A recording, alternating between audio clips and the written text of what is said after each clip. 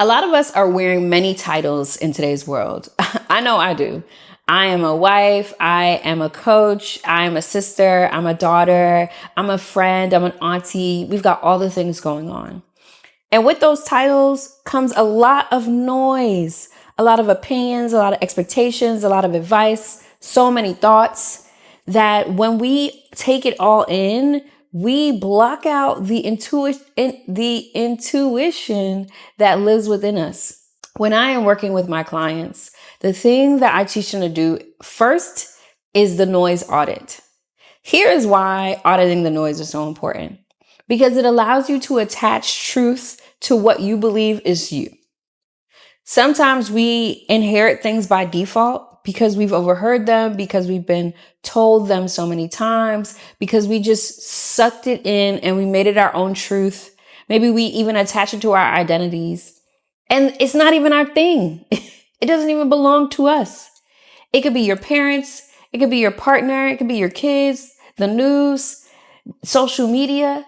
There is so much noise constantly surrounding ourselves that if you are not intentional about auditing where the noise comes from, friend, you can get caught up so easily. And you will believe that this is you talking to you when the whole time it was a newspaper. And that will have you taking actions on things that you are not intentional about taking. So I want you to take the noise audit first. Determine where the noise is coming from, where these things that you are believing, that you're telling yourself, that you are holding true to you, where are they truly coming from? Maybe you have to write it down and then assign the responsibility to the party that gave it to you. If it's something you overheard in a video on social media, write down social media. If it's a truth that you were told as a child and you still held on to it for these many years, write down childhood, parents, whoever, right? Do the noise audit so that you can then start to discern, is that me or is that them? And what you'll realize is that a lot of what you think is you is not you at all. And not that you don't believe it, it just didn't come from you. It's not your thing.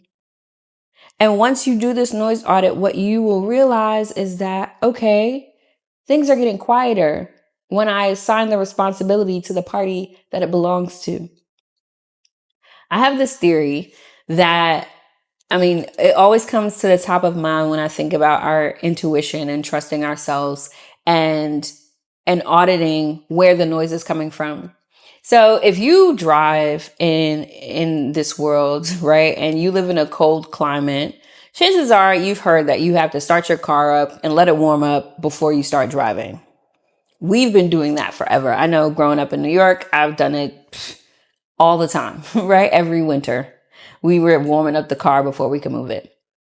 We do that to this day, and we actually factually don't have to do any of that. Today we've got injector fuel engines and electric vehicles, and we don't have carbureted engines anymore, yet we still warm up the car. And yes, maybe you got to warm it up because your fingers are cold, or maybe you have to warm it up because you want to defrost it. But if you have a car that was made after the 80s, 90s, you don't have to let the car sit idle for 10, 15 minutes. That engine needs maybe 30, 60, 90 seconds tops before, if you just pull out slowly and get going, it'll work perfectly. Yet we still hold on to the cold weather car theory as if it's a general truth. And the whole time that was a truth in the 80s. That was a truth in the 90s, maybe. But here we are in 2026, still doing something that we inherited by default. We don't assign the responsibility to the party that gave it to us. We just take it on and we action accordingly. When if we stopped for a second, did a noise audit, we would probably realize that that is not a truth for people who are driving in the cold in 2026 with newer cars. We don't have to warm them up for minutes. It just needs a few seconds tops and you will be fine. So when you're thinking about this noise audit, think about the cold weather car theory and how we still do things to this day that have been happening for the last 40 years and no one questions it. which is crazy. It's crazy. How much of that are you doing? How much of the things that you're doing and thinking on a daily basis are not even your own, but you're just doing it because it's default or because you heard it once and adopted it and you're just acting on it, not even realizing that it's not your own intuition. It's not your own voice. It's not your own truth. When we stop to identify the source of this truth that is occupying the mental space, things get real clear.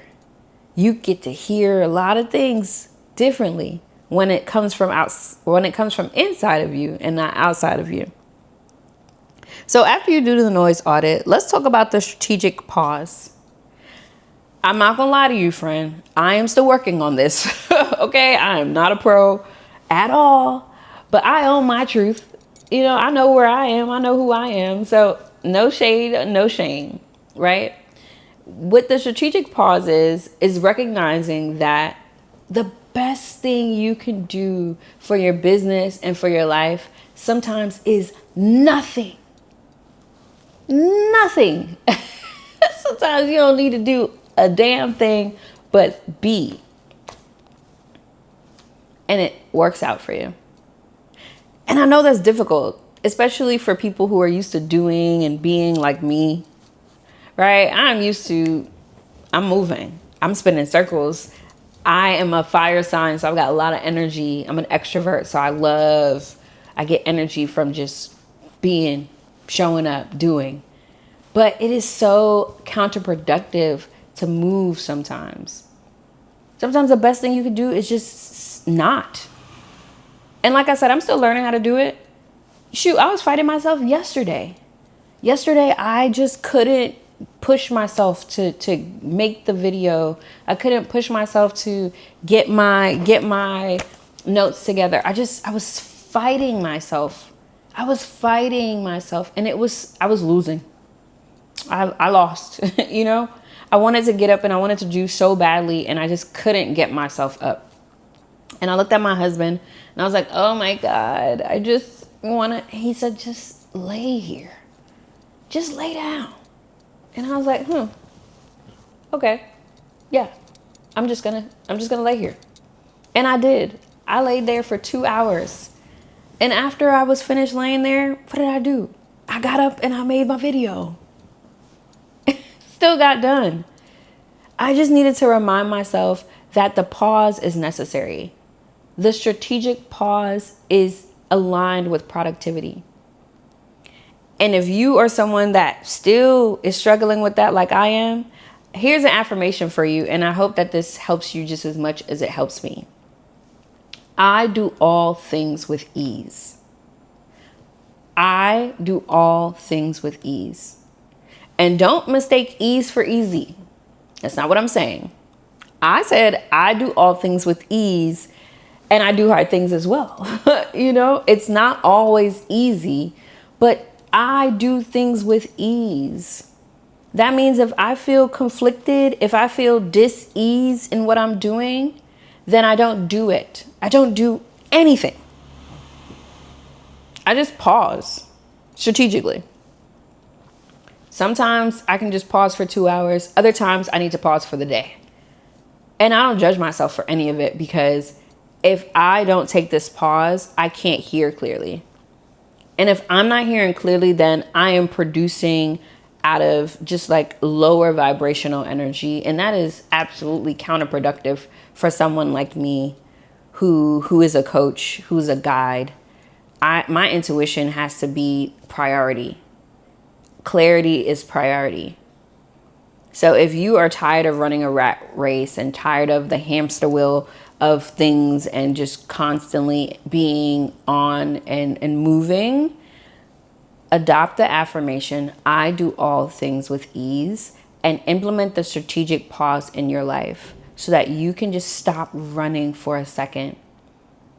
You do the noise audit, you strategically pause, and you are going to open yourself up to a whirlwind of intuitive messages. You are going to be like, wow, I didn't even know I had all of this in me. The downloads just come. I don't make the rules, friend. Okay, I'm just sharing what I know to be true. And my clients see it all the time. They get on our calls and we always start with grounding, energy, grounding, breath work. And then they fired it off and they're going and they're going and they're going. And I have to stop them. Like, whoa, pause, take a deep breath. Okay, let's run it back with ease. And when they take this pause and they stop for just a second, the brain taps into the higher realms of knowledge, right? The brain has lower functions and higher functions. And when we pause, the brain regulates, the body regulates itself, and the brain can access higher levels of information. And so actually, when you're pausing, you're getting more intelligent. Facts, So try it. If you are struggling today to get something done, just try to strategically pause and see where that gets you. And in this age where there is so much demand for information, there is so much that demands data for a decision.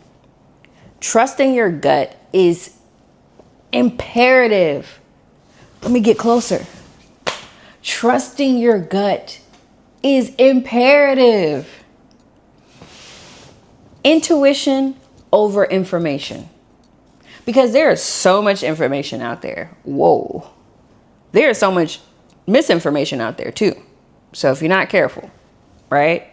We've got AI, we've got the chats, we've got misinformation, we've got bots, we've got spam, we've got so much to take in, so much every day. You have to do things that ground you within yourself, that prioritize your intuition so that you are trusting yourself over everything else, over everyone else. You know what I mean? It is life-saving to tap into your intuition. It is life-changing to tap into your intuition. Hell, science still can't explain women's intuition. I mean, have you ever been with a mom and something happened to their kid, not even around them? They just get this intuitive nudge and they're like, hold up, something. I'm not even a mom and I've done this with my niece and my nephew. There's this sense that women get. And men have intuition too, don't get me wrong. But the women's intuition is up here, right? Top of the tier. And so you see this mom and she gets this intuitive nudge and she's like, something's not right. Can't quite put her finger on it, but she knows it. The antennas are up and there's something in it. And then next thing you know, she's like running to the room and the kid might be choking on something. And you're like, what the hell? Intuition. The intuition is not here to steer you wrong, friend. The intuition is every bit of a channel from source, from the creator, to support you in this world. So when you're prioritizing information from external sources over this internal compass that you have, it is like disrespect to the creator. Like they gave us this tool and we're not using it. That's crazy. In a world of noise, there is power in silence. There is power in unlocking the intuition and using it as a tool just as much as you use other tools, even more than you use other tools, honestly. I am an intuitive guide. I trust my intuition over. You can show me all the proof. And if my gut says different, I'm like, hey, I'm not here to fight you. I see your data. I get it. But it doesn't rock like that for me. So think about that again. Science still hasn't been able to explain the intuition. We all have this innate sense of knowing, and it saves people's lives every single day. It saves our lives. So why wouldn't we trust it? Yeah, we should. You should. I want to encourage you to ask yourself this. If there was no noise, if there was no expectations, if there was no advice for 24 hours, what truth would yell at you? What truth would come through so clearly for you? Ask yourself that and answer it in the comments. I would love to read what comes up for you, because we always know. We always know. So if you find yourself saying, I don't know a lot, that is a clear indication that there's too much noise going on around you and that you just need to ground yourself, do the noise audit, take a strategic pause, and then ask yourself what is true for you. Ask yourself, what is it that I want? What is it that I'm saying that I don't know? Maybe you're afraid to say it, but it's not because you don't know. You always know. We always know. Sometimes the loudest thing you could do is staying silent. So if you are in a season where there's just too much noise around you and you are looking for a space to just clear the noise so that you can hear your intuition loudly, I am encouraging you to join us at Glow Forward in Thailand. Okay. I would love to see you there in community with people who are all finding their intuition, who are all like strengthening the intuitive muscle so that they can prioritize that over many other things. And we will be there learning these intentional tools so that we can live intentionally. We'll practice the noise audit and the strategic pause and getting really, really clear and grounded so that we stop saying, I don't know. Because do you not know? We always know. And if you're struggling with trusting your knowing, maybe you're struggling with trusting yourself through change, I want to encourage you to check out my day 4 video. That video right there is everything, not everything, but it is what I know now about change and about trusting myself through changing. And I speak about the intuition in that video as well. And then in my day 8 video, I talk about trusting your voice. So maybe you already trust your intuition. You just don't trust how to communicate that or how to share or how to just show up and speak on it. Day 8 is for you. In this video, I again touch on the intuition, but also touch on like the throat chakra and knowing that what you have to say is important and is valid and it's worthy. So check out those 2 videos and I'll see you for day 13. Peace.